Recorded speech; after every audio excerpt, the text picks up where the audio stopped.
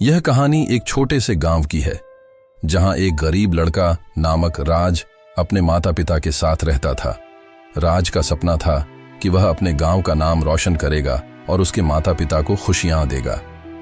एक दिन राज को एक जादुई बूटे की पुरानी कहानी सुनने का मौका मिलता है।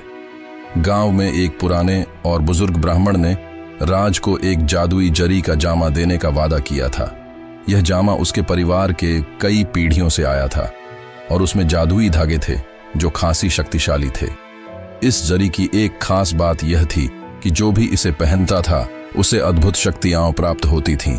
राज ने ब्राह्मण से जादुई जरी का जामा प्राप्त किया और उसने यह सोचा कि इसका उपयोग कैसे करेगा। वह जरी को पहनता है और उसके शरीर से निकलने वाली प्रतिभाएं उसे सजीव रूप से चमका देती हैं। गांव वाले हैरान होते हैं और राज की महाकाव्य कविता गाई जाती है।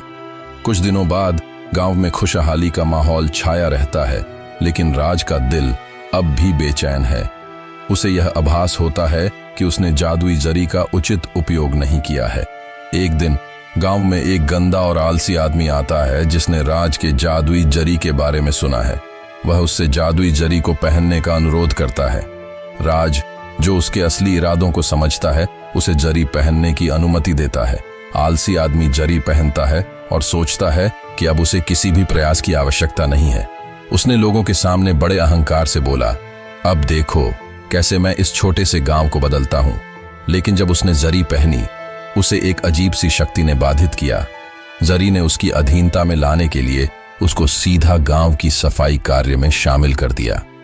धीरे धीरे आलसी आदमी ने समझा कि सच्ची खुशी और समृद्धि उसे किसी भी जादुई जरी से नहीं मिल। इस कहानी का संदेश है कि जीवन में सच्ची खुशी उस लम्हे में है जब हम अपनी सारी शक्तियों का सही तरीके से उपयोग करते हैं और दूसरों के साथ मिलकर समृद्धि की राह में काम करते हैं।